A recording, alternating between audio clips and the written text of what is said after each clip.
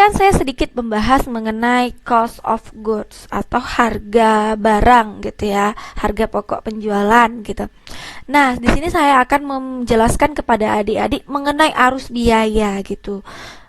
Jadi misalnya di awal nih saya mau buka usaha saya beli dulu 10 baju gitu. Jadi saya punya persediaan awal 10 baju dengan harga satuan 50.000. Berarti di awal itu saya sudah punya biaya atau harga barang saya itu senilai 500.000. Kemudian saya tambahkan lagi barang senilai 20 dengan harga satuannya itu 50.000 juga, jadi totalnya 1 juta. Jadi ada 30 barang, 10 tambah 20 ada 30 barang yang saya punya dengan harga 500.000 tambah 1 juta, jadi 1.500.000. Jadi saya punya 30 barang nih. Kemudian nanti saya akan melakukan penjualan. Nah, saya jual 10 barang. 10 barang itu kalau dikalikan dengan harga satuan barangnya kan 50.000. Jadi barang yang sudah saya jual itu senilai 500.000. Jadi nanti di akhir periode barang saya tinggal ada 20. Satuan barangnya berapa? 50.000. Jadi ada 1 juta nilai persediaan saya di akhir.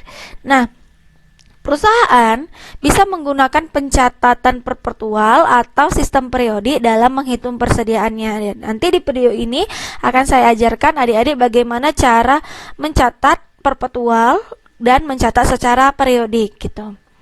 Lalu perpetual system itu apa sih? Jadi perpetual system itu adalah pencatatan secara rinci mengenai biaya ketika adik-adik membeli dan ketika adik-adik menjual persediaan. Jadi setiap kali adik membeli, berapa sih harga satuan barangnya, berapa total persediaan kita, tuh dicatat secara rinci perpetual. Kemudian catatnya kapan? Terus menerus gitu ya, menunjukkan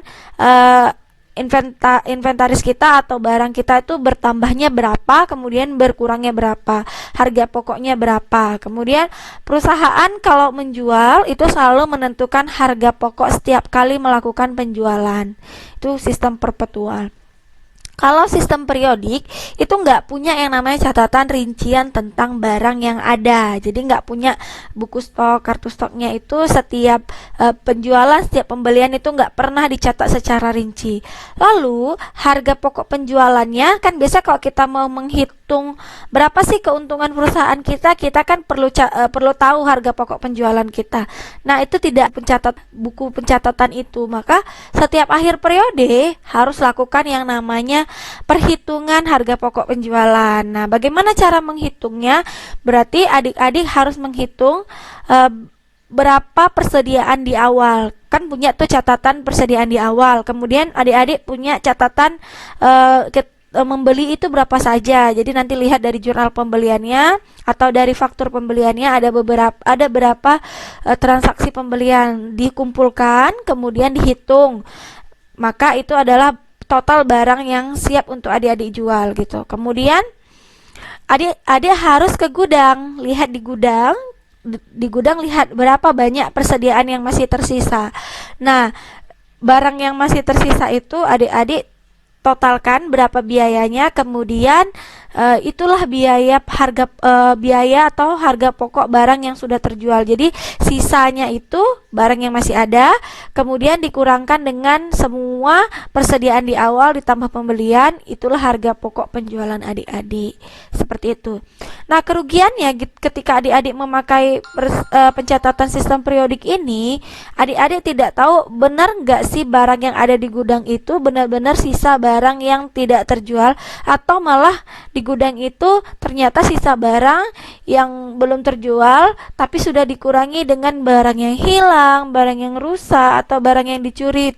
Itu tidak dicatat di sistem periodik. Jadi adik-adik sedikit longgar dalam kegiatan kontrol persediaannya. Namun kalau adik-adik memilih sistem pencatatan perpetual, jadi ini pencatatan barang dagang biasanya yang dipakai untuk harga barang yang mahal, karena kalau misalnya hilang satu maka perusahaan bakalan rugi. Kemudian di sini di pencatatan perpetual ini menunjukkan kuantitas dan biaya barangnya pada setiap adik-adik membeli, menjual setiap saat gitu ya, dan kontrolnya lebih baik daripada adik-adik mencatat dengan periodik. Rangkuman mengenai cara mencatat transaksi pembelian pada perusahaan dagang. Nah, ada metode periodik dan ada metode perpetual gitu. Jadi ini ada rangkumannya gitu. Jadi kalau misalnya ada pembelian secara cash atau tunai, adik-adik menggunakan akun apa gitu ya. Nah, untuk akun metode periodiknya, adik-adik menggunakan akun purchase atau akun pembelian. Jadi kalau ada pembelian bertambah di debit gitu ya. Dan karena dia tunai, maka cashnya berkurang di sisi kredit.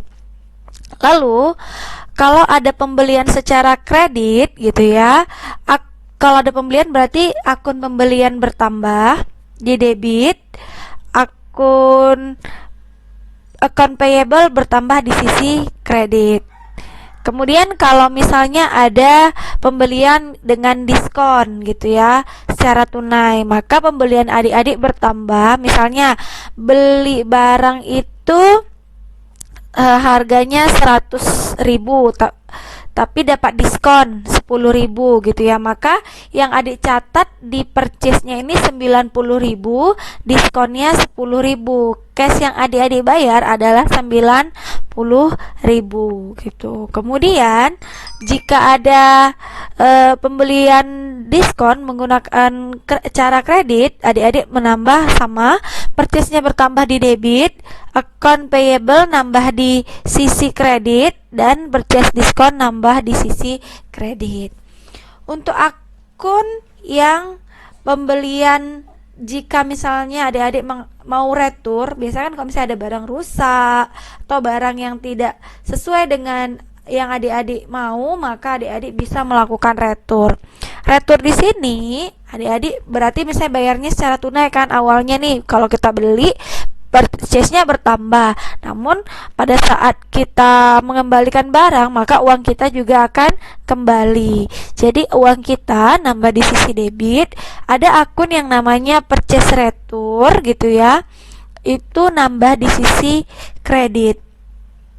Oke, kemudian kalau misalnya adik-adik returnya tapi pembeliannya secara kredit, maka akun payable-nya yang awalnya kalau kita beli itu kan di kredit bertambah, dia ke sisi debit berkurang, batal gitu ya pembeliannya, hutang kita juga berkurang sisi debit, dan account purchase return-nya bertambah di sisi kredit gitu. Jadi ini adalah cara pencatatan jurnal secara periodik. Namun kalau secara perpetual, setiap kali adik-adik membeli itu catat ke dalam akun inventory atau akun persediaannya, nama barang yang mau adik jual gitu. Jadi inventory-nya. Jadi ketika adik-adik membeli, inventory adik-adik bertambah. Kalau secara tunai berarti kasnya yang berkurang di sisi kredit. Ini sisi kredit ya, Dek ya. Kemudian kalau adik-adik beli barang secara kredit, inventorinya bertambah atau sama di akun merchandise inventory atau persediaan barang dagangnya bertambah. Kemudian account payable-nya juga bertambah tapi di sisi kredit. Lalu kalau ada pembelian secara diskon, barangnya bertambah seharga, misalnya yang adik beli, misalnya tadi saya bilang kalau adik-adik harusnya membeli barang dengan harga 100.000 namun dapat diskon 10.000, berarti merchandise inventory-nya itu nambah 90.000, 10.000-nya di yang sisi kredit karena dia mengurangi kan, harusnya 100.000 tapi dikurangi 10.000 gitu ya. Jadi 90.000, 100.000, dan ini cashnya sama dengan nilai yang kamu bayarkan, saya 90.000 gitu.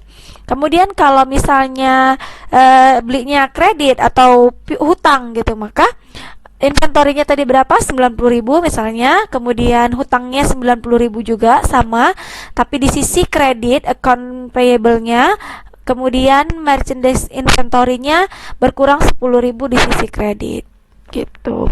Lalu kalau misalnya beli barang dengan metode perpetual tapi kamu mau mengembalikan barang itu karena ada yang rusak atau bagaimana, maka kas kamu bertambah dan persediaannya di sini pencatatannya yang berkurang. Lalu kalau misalnya kamu belinya secara hutang gitu ya, account payable kamu lah yang dikurangi di sisi debit,